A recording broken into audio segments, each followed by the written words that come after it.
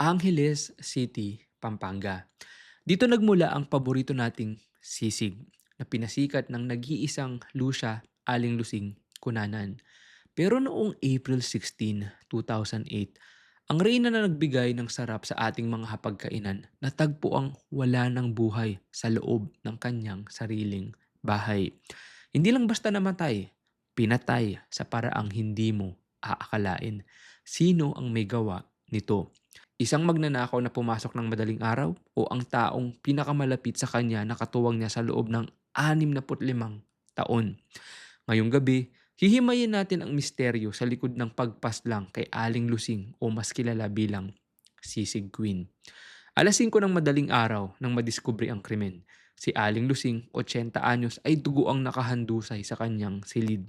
Ayon sa autopsy, nagtamo ang biktima ng 10 saksak sa iba't ibang bahagi ng katawan.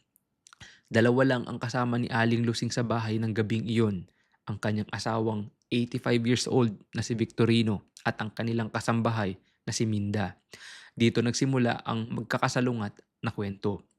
Ayon kay Minda, narinig niyang nag-aaway ang mag-asawa bago ang krimen. Narinig din daw niya ang yabag ng paa at ang pagtulo ng tubig sa banyo. Tila may naguhugas ng dugo. Para sa mga anak ni Aling Lusing, pagnanakaw ang motibo. Nawawala ang mga alahas ng kanilang ina at may nakita ring martilyo na ginamit daw para sirain ang kaha.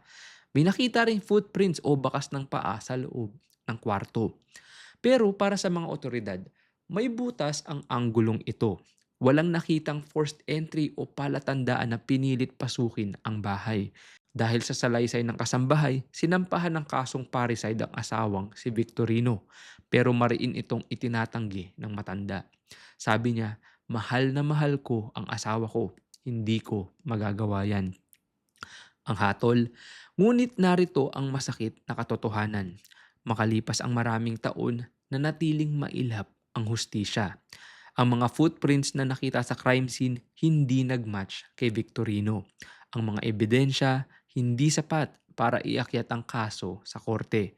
Hanggang sa pumanaw na rin si Victorino, walang formal na napatunayang pumatay kay Aling Lusing. Ang kasambahay na si Minda, umalis na sa poder ng mga kunanan at bumalik sa kanyang probinsya na nahimik na at ayaw ng masangkot sa investigasyon. Sa kabila ng trahedya, nanatiling buhay ang pangalan ni Aling Lusing sa bawat plato ng sisig na inihahain sa Angeles City. Pero sa likod ng bawat sarap, may pait na hindi malilimutan. Isang reyna na pinatay sa sariling kaharian at ang katarungang tila tuluyan ng nabaon sa limot. Sino nga ba ang pumasok sa silid na iyon noong madaling araw ng April 16? Tao bang may galit o demonyong nasilaw sa kinang ng alahas? O baka naman ang katotohanan ay kasama na ring inilibing ni Aling Lusing?